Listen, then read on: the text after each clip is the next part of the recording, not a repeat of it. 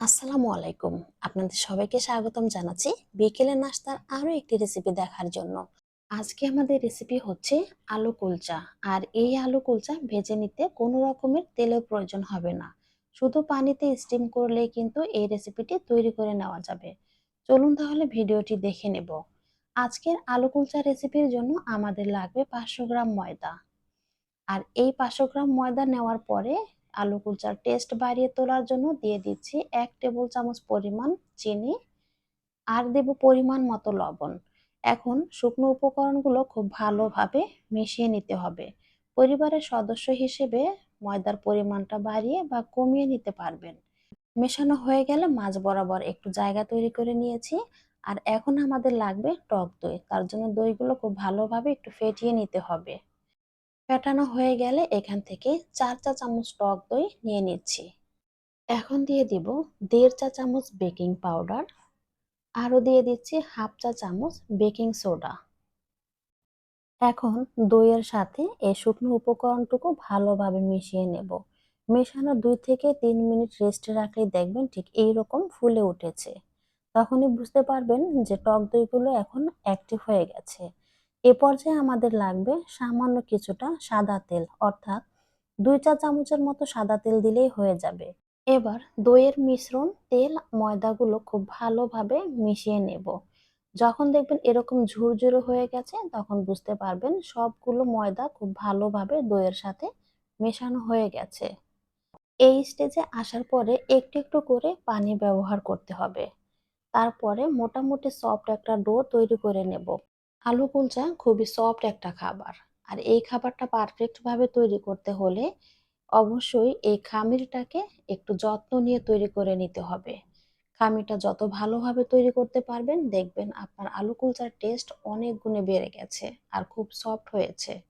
খামির তৈরির মাঝামাঝি স্টেজে এসে দেখবেন এরকম হাতটা একটু চিটচিটে হয়ে যায়, তখন কিন্তু খুবই বিরক্তিজনক হয়। তাই এই বিরক্তি কাটিয়ে উঠতে হালকা একটু তেল হাতে মাখিয়ে পুনরায় খামিরটা তৈরি করে নেবেন, তাহলেই দেখবেন চিটচিটে ভাবটা আর থাকবে না। এরকম ভাবে মাখানো হয়ে গেলে অবশ্যই ঢেকে এই খামিরগুলো রেস্টে রাখতে হবে। হাতের কাছে যে কোনো ঢাকনা থাকুক না কেন সেটা দিয়ে ঢেকে মিনিমাম 15 মিনিটের মতো রেস্টে রাখতে হবে। হাতে সময় থাকলে অবশ্যই 20 থেকে 25 মিনিটের মতো রেস্টে রাখবেন। এখানে মাঝারি সাইজের 2টা আলু আগে থেকে সিদ্ধ করে গ্রেট করে নিয়েছি। এখন এখানে দিয়ে দিচ্ছি ঝালের জন্য কিছুটা কাঁচামরিচ কুচি, 1 চা চামচ মরিচের গুঁড়া, সেই সাথে দিয়ে দিব 1 টেবিল চামচ আদা কুচি। আদাগুলো অবশ্যই মিহি কুচি করে দিতে হবে। পরিমাণ মতো দিয়ে দিচ্ছি লবণ। আর দিয়ে দিব 2 টেবিল চামচ পরিমাণ ধনিয়া পাতা কুচি, 1 চা চামচ দিয়ে দিচ্ছি বিট লবণ, সেই সাথে দিব 1 টেবিল চামচ সরিষার তেল। এবার সবগুলো উপকরণ খুব ভালোভাবে মিশিয়ে নিতে হবে। 500 গ্রাম ময়দার জন্য মাঝারি সাইজের 2টা আলু যথেষ্ট। খুব বেশি বড় সাইজের আলু সেদ্ধ করলে এই মিশ্রণটা কিন্তু অবশিষ্ট থেকে যায়। এটা আমি ট্রাই করে দেখেছি। তাই 500 গ্রাম ময়দার জন্য অবশ্যই মাঝারি সাইজের 2টা আলু ব্যবহার করবেন। এদিকে ময়দার ডো আমাদের অ্যাক্টিভ হয়ে গেছে। এখন কিন্তু অমসৃণ ময়দার ডো অনেকটাই মসৃণ হয়ে সফট হয়ে গেছে। আশা করি দেখেই বুঝতে পারছেন। এবার এই ডোটাকে আরো 2 থেকে 3 মিনিটের মতো এরকম একটু দলিত মথিত করে নেব। তারপর এই ডো এখন ছোট ছোট লেচি কেটে নিতে হবে। আপনি ইচ্ছে করলে হাত দিয়ে লেচি করে নিতে পারেন, তা না হলে এরকম একটু শেপ দিয়ে কেটে নিতে পারেন। এতে করে সবগুলোর সাইজ একই রকম হবে, দেখতেও সুন্দর লাগবে। তো সবগুলো আমার এভাবে কেটে নেওয়া হয়ে গেছে। এখন এই লেচিগুলো তুলে রাখছি। এবার এখান থেকে সবগুলো লেচি আমি এরকম গোল গোল করে শেপ দিয়ে নিচ্ছি। দেখেই বুঝতে পারছেন সবগুলো শেপ কিন্তু একসাথে একই রকম আছে। লেচিগুলো 2 থেকে 3 মিনিট ঢেকে রেস্টে রেখেছি। তারপর এখন এই লেচিগুলো অনেকটাই সফট হয়ে গেছে, যা দেখেই বুঝতে পারছেন।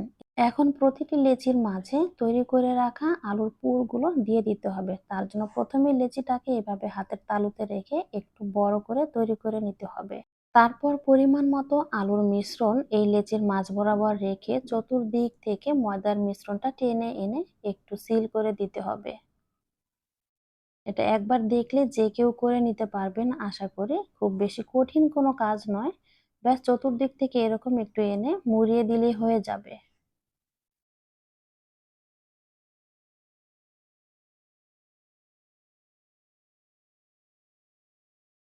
সহজ হয় এমন আরো একটি পদ্ধতি দেখিয়ে দিচ্ছি।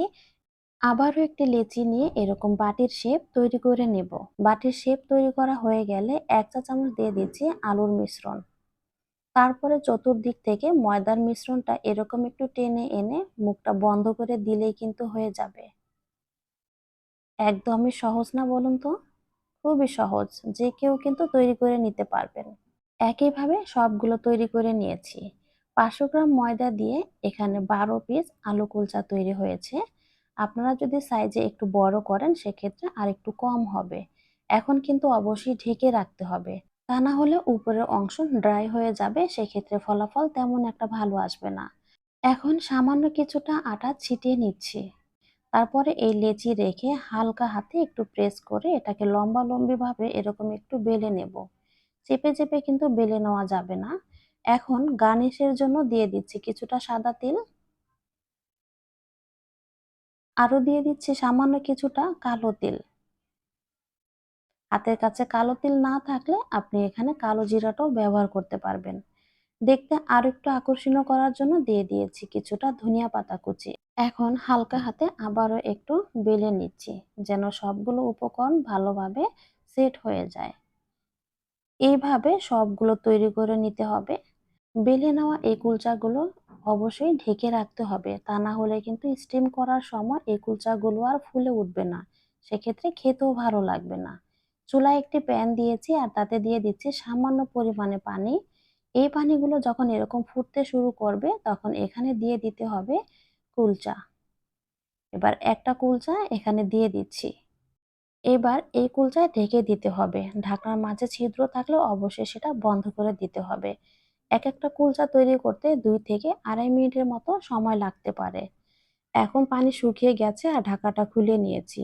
এই পর্যায়ে এসে কিছুটা বাটার ব্রাশ করে দিতে হবে। হাতের কাছে বাটার অথবা ঘি যেটা থাকুক ব্রাশ করে দিতে পারবেন।